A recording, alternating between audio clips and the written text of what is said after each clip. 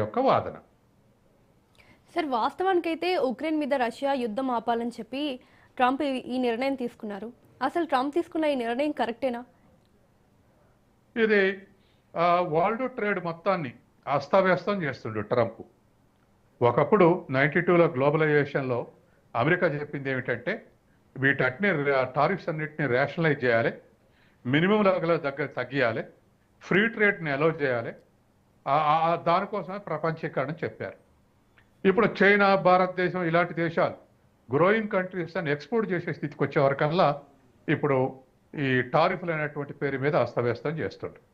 కాబట్టి ఇది world trade discourage కావటానికి, తర్వాత మనలాంటి డెవలపింగ్ కంట్రీస్ యొక్క సర్ప్లస్ హరించుకోవడానికి అమెరికా దీన్ని ఒక ఆయుధంగా ఉపయోగిస్తుంది. చైనా ఎట్లాగో లొంగదు, కానీ మనలాంటి దేశాలే తక్షణం ఇబ్బంది పడాల్సి వస్తుంది. ఉదాహరణకు గత 50 రోజులు యుద్ధం జరిగినప్పుడు, ఇరాన్తో యుద్ధం జరిగినప్పుడు రిస్ట్రిక్షన్స్ పెడితే మనకి ఇబ్బందులు వచ్చినాయి. ఎందుకంటే మన క్యాపబిలిటీస్ 60 రోజులు మాత్రమే పెట్రోల్ నిల్వ చేసుకునే క్యాపబిలిటీస్ మనకున్నాయి. చైనాకు దరిదాపు 110 నుంచి 200 రోజులు నిల్వ చేసుకునే శక్తి ఉంది. దాంతో చైనా ఆదుర్దాపడలేదు, మనం ఆదుర్దాపడాల్సి వచ్చింది. కాబట్టి ఇట్లా పెద్ద ఎకానమీలు కొంతకాలం సస్టైన్ అవుతాయి, చిన్న ఎకానమీలు దెబ్బతినడానికి ప్రయత్నం జరుగుతాయి. కాబట్టి ఇప్పుడు సోవియట్గా రష్యా కానీ, దాని మిత్ర దేశాలు కజకిస్తాన్ కానీ, ఉజ్బెకిస్తాన్ కానీ, తజకిస్తాన్ కానీ, ఇటువంటి దేశాలు, అజర్బైజాన్ కానీ, బెలారస్ కానీ, ఇటువంటి దేశాలు ఉన్నాయి మిత్ర దేశాలు. వాటి మీద కూడా ఈ టారిఫ్లు వేయబోతుండ్రు. కాబట్టి చిన్న ఎకానమీలకు కొద్దిగా ముందు జాగ్రత్త పడాలి. పెద్ద దేశాలు ఇంకొంత ఆలస్యంగా రంగంలోకి వస్తాయి. కాబట్టి ఈ విధమైనటువంటి తిప్పలు పెట్టడానికి వాళ్ళు ఉన్నటువంటి అమెరికా కానీ లేదా ట్రంప్ కానీ ఈ టారిఫ్ని ఒక వెపన్గా ఉపయోగిస్తున్నాడు. అవును సార్. సో ట్రంప్ విధించే ఈ టారిఫ్ భారాన్ని నిజంగా రష్యానే భరిస్తుందా, లేకపోతే అమెరికన్ దిగుమతిదారులు కావచ్చు, భారత ఎగుమతిదారులు కావచ్చు, లేదంటే వినియోగదారులు నష్టపోయే అవకాశం ఉందా? రష్యా నుంచి అమెరికాకు పెద్దగా ఎగుమతులు లేవు. ట్రేడు మనకు అమెరికాకు దరిదాపు $135 బిలియన్ ట్రేడ్ ఉంది. ఇంతకుముందు చెప్పినట్టు 86 ప్లస్ 41, 46. అట్లే చైనాకు దానికి ఇంకా పెద్ద ట్రేడ్ ఉంది. మన $130 బిలియన్ అయితే వాళ్ళ $600 బిలియన్. సర్ప్లస్ కూడా 250 నుంచి $300 బిలియన్ చైనా సర్ప్లస్ ఉంది అమెరికాతో పోలిస్తే. కాబట్టి రష్యాతోటి పెద్దగా అమెరికాకు ట్రేడ్ లేదు, కానీ మన రెండు దేశాలతోటి పెద్ద ట్రేడ్. మనం జాగ్రత్త పడాలని చెప్పేసి, మన మీద భారం పడాలని చెప్పేసి, మనం రష్యా నుంచి ఆయిల్ దిగుమతి చేసుకోకుండా ఉండాలని చెప్పేసి, మన రెండు దేశాలు దిగుమతి చేసుకోకుంటుంటే 15% దిగుమతి చేసుకోవాలని చెప్పేసి, దీనివల్ల రష్యా ఎగుమతులు ఆగిపోతే రష్యాకు రెవెన్యూ తగ్గిపోతుంది. దాంతో ఉక్రెయిన్ మీద యుద్ధం చేసే క్యాపబిలిటీస్ తగ్గుతాయి అనేది ట్రంప్ యొక్క ఆలోచన. దీంతో తర్వాత ఆయన దెబ్బకు 2 సాధించాలనే లక్ష్యం ఇంకోటి ఉన్నది. ఈ విధంగా టారిఫ్లు వేధిస్తే చైనాలో కానీ, భారతదేశంలో కానీ, అమెరికా కంపెనీలే కాకుండా ఇతర దేశాల కంపెనీలు కూడా ఈ టారిఫ్లతోటి ఎగుమతులు చేయాలంటే కష్టం. కాబట్టి వీళ్ళు వచ్చి అమెరికాలోనే ఇండస్ట్రీస్ పెట్టాలి, అమెరికాకు క్యాపిటల్ ఎక్స్పోర్ట్ చేయాలి, అమెరికాలో ఎంప్లాయ్మెంట్ పెరగాలన్నటువంటి మరొక వ్యూహం కూడా, ఈ ద్విముఖ వ్యూహంతో వాళ్ళ టారిఫ్ల్ని పెంచి అమలు చేస్తుండ్రు. అది ఏ మేరకు సక్సెస్ అవుతాడు, గత ఏడాదిగా సక్సెస్ అయినట్టు ఏమి ఆధారాలు అవపడలేదు. కానీ ఆయన వాంఛ మాత్రం అది. వాళ్ళ దేశాల్లో క్యాపిటల్ పెరగాలి, ఎంప్లాయ్మెంట్ పెరగాలనేది ఒక లక్ష్యం. ఇతర దేశాల నుంచి వచ్చేటువంటి వాటిని టారిఫ్లు వేసి డిస్కరేజ్ చేస్తే వాళ్ళు అమెరికా వచ్చి పెట్టుబడి పెడతారనేది రెండవది. కాబట్టి ఈ 2 రకాలుగా ఇవాళ టారిఫ్ని ఉపయోగిస్తుండు. మన దేశం నుంచి వచ్చినప్పుడు మనకు ఎగుమతులలో ప్రధానంగా ఒక $10 బిలియన్, $12 బిలియన్ జ్యువెలరీ, ఒక $10 బిలియన్ ఎలక్ట్రికల్స్, మరొక $10 బిలియన్ ఇంకేట ఉన్నాయి. మిగతా అన్ని ఇప్పుడు రొయ్యలు $2.2 బిలియన్ ఇంకా ఇలా చిల్లర ఉన్నాయి. ఈ మనం ఎగుమతులు చేసే దాంట్లో మేజర్ కాంట్రిబ్యూషన్. వీటి మీద కొన్నాళ్ళు మనం ఇబ్బందులు పడాల్సి వస్తుంది.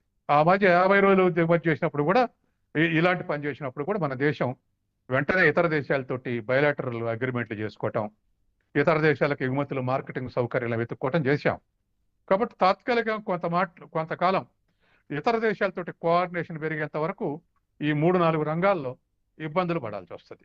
అందుకని అందులో పోయినసారి 50%, ఇప్పుడు 100% అంటుండు. ముందు 500% అనడు, ఇప్పుడు 100% విధిస్తా అంటుండు. ఆగస్టు 31కి హౌస్ ఆఫ్ రిప్రజెంటేటివ్స్ ఆమోదిస్తే అది అధ్యక్షుని సంతకం కానీ ఇది అమలుకు వస్తుంది. అప్పుడు మనం ఈ 3-4 రంగాల్లో టెక్స్టైల్స్ 10 బిలియన్ డాలర్లు, జ్యువెలర్స్ 12 బిలియన్ డాలర్స్, ఎలక్ట్రికల్స్ ఒక 9-10 బిలియన్ డాలర్స్. మేజర్ ఇవి ఎక్స్పోర్ట్స్. ఈ రంగాల్లో మనం వేరే మార్కెట్ ఎత్తుకునేంత వరకు కొన్ని ఇబ్బందులు పడాల్సి వస్తుంది. అవును సార్. సో ఇప్పుడు భారత్ రష్యన్ ఆయిల్ కొనుగోలును తగ్గిస్తే కనుక ప్రత్యామ్నాయంగా ఏ దేశాల నుంచి మళ్ళీ మనం చమురుని దిగుమతి చేసుకోవచ్చు అండ్ మన మీద ఎంత భారం పడే అవకాశం ఉంది?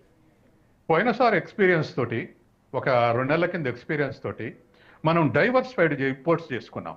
అంటే మనం చేసుకునే ఆయిల్ దిగుమతిని 1-2 దేశాలతోటి కాకుండా 40 దేశాల నుంచి దిగుమతి చేసుకుంటున్నాం ఇవాళ పెట్రోల్ని. దాంతో కొంత డైవర్సిఫై చేసి ఒకే దేశం మీద ఆధారపడితే ఈ అమెరికా చేసే చేష్టలకు ఇబ్బందులు పడాల్సి వస్తుందని ఇంకా కొన్ని దేశాల నుంచి ఇంపోర్ట్ చేసుకునేందుకు మనం ఎక్స్టెండ్ చేశాం. అయితే ఇదే సందర్భంలో మనం ఇప్పుడు దిగుమతి చేసుకునే దాంట్లో రోజుకు దరిదాపు 4.6 మిలియన్ బ్యారెల్స్ దిగుమతి చేసుకుంటున్నాం. దాంట్లో సగం 2.7 మిలియన్ బ్యారెల్స్ రష్యా నుంచి దిగుమతి చేసుకుంటున్నాం. దరిదాపు 50%, 100% దిగుమతి చేసుకుంటే అందులో 50% రష్యా నుంచి దిగుమతి చేసుకుంటున్నాం. కాబట్టి తర్వాత రెండోది కూడా మనకు రష్యా నుంచి దిగుమతి చేసుకుంటే సౌకర్యం ఏమిటంటే ఆ బ్యారెల్ క్రూడ్ ఆయిల్ ఉత్పత్తి చేయడానికి, క్రూడ్ ఆయిలే బయటికి తీయటానికి ఇరాన్లో $14 పర్ బ్యారెల్ అయితే రష్యాలో $22 బ్యారెల్కు, కెనడాలో $30 బ్యారెల్కు, అమెరికాలో $45 బ్యారెల్కు. అంటే ఇవాళ దరిదాపు తక్కువ ధరకు ఇరాన్ నుంచి కానీ రష్యా నుంచి కానీ దిగుమతి చేసుకునే సౌలభ్యం ఉంది. కెనడా నుంచి అమెరికాని దిగుమతి చేసుకోవాలంటే బ్యారెల్ $30, $45. రష్యా నుంచి అయితే $22 వాళ్ళకయ్యే ఖర్చు. తర్వాత హార్ముజ్ జలసంధి తెలిసుంటే ఇది మనకి ఇంకా చీప్ ఇంపోర్ట్. బ్యారెల్ ఇంపోర్ట్ చేసుకోవడానికి $1 బ్యారెల్ పడేది. అదే అమెరికాను దిగుమతి చేసుకోవాలంటే $14.5. కాబట్టి మనల్ని చౌకగా రష్యా నుంచి దిగుమతి చేసుకోవడానికి అడ్డంకిగా మారుతుంది. తక్కువ ట్రాన్స్పోర్ట్ ఖర్చుతో దిగుమతి చేసుకోవడానికి హార్ముజ్ జలసంధి క్రైసిస్ మనకు అడ్డం వస్తుంది. కాబట్టి ఇవాళ ఆయిల్ దిగుమతి చేసుకోవాలంటే అందులో మన దేశంలో 100లో 88% దిగుమతి చేసుకుంటున్నాం పెట్రోల్ ఆయిల్, క్రూడ్ ఆయిల్. మన దేశంలో డొమెస్టిక్ ప్రొడక్షన్ 12%, కానీ 88% దిగుమతి చేసుకుంటున్నాం. దీంట్లో 50% రష్యా నుంచి దిగుమతి చేసుకుంటున్నాం. ఈ కాంపోజిషన్లో మనకు రష్యా నుంచి దిగుమతి చేసుకోవద్దని ఆంక్షలు విధిస్తే వాడికి ట్రంప్కు మరొక ప్రయోజనం కూడా ఉంది. ఇప్పుడు వెనిజులా మధురను ఎత్తుకెళ్ళి వెనిజులా ఆయిల్ బావుల్ని అమెరికన్ ఎంఎన్సీలు, మల్టీనేషనల్ కంపెనీస్ ఆక్రమించినాయి. ఇప్పుడు వెనిజులా నుంచి దిగుమతి చేసుకోమంటాడు, అంటే అమెరికన్ కంపెనీలు కొనమంటాడు. మనం తప్పనిసరి కొనాల్సిన పరిస్థితి వస్తుంది. కాబట్టి రష్యా మీద ఆంక్షలు పెట్టి అనేక విధాలుగా అమెరికా కార్పొరేట్ కంపెనీ మీద ఆధారపడే విధంగా మనల్ని తయారు చేయడానికి ఈ చట్టం తీసుకొస్తాడు. అవును సార్. ఇంతకుముందు మీరు చెప్పారు 100% కనుక టారిఫ్ అమల్లోకి వస్తే ఈ ఫార్మా కానీ, ఇంజనీరింగ్ కానీ, జెమ్స్ కానీ, జ్యువెలరీ రంగాలు తీవ్రంగా ప్రభావితం అవుతాయి ఇంత పర్సంటేజ్తో అని చెప్పారు. సో ఈ 100% టారిఫ్లు అమల్లోకి వస్తే ఈ అన్ని రంగాల్లో, ఫార్మా కావచ్చు, ఇంజనీరింగ్ కావచ్చు, జెమ్స్ అండ్ జ్యువెలరీ కావచ్చు, ఈ అన్ని రంగాల్లో ఏ రంగం ఎక్కువగా దెబ్బతినే అవకాశం ఉంది? ముందుగా ఏ రంగం దెబ్బతింటుంది?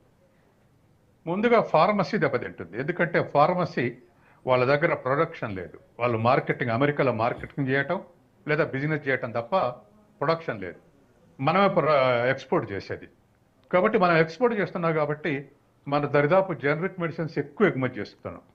ఇప్పుడు అవి ఎఫెక్ట్ అయితే అమెరికాకేం ధరలు పెరుగుతాయి, ఏది మెడిసిన్స్ యొక్క ధరలు పెరుగుతాయి, మనకేమో ఎక్స్పోర్ట్ నిర్వీర్యం అయిపోతుంది. కాబట్టి మనకు ఫార్మా మీద ఇమీడియట్గా దెబ్బపడే అవకాశం ఉంది. అట్లాగే గత 60 రోజుల ఎక్స్పీరియన్స్ ఏమిటంటే శ్రింప్స్, అంటే రొయ్యలు. ఈ రొయ్యల మీద వాళ్ళు 50% పెంచిన క్వాలిటీ, మన రొయ్యలు బాగున్నాయి అని చెప్పేసి పెంచిన ధరలకు అమెరికా మార్కెట్లో కొన్నారు మన రొయ్యల్ని. దాంతో ఆ భారం అమెరికన్స్ మీదనే పడింది.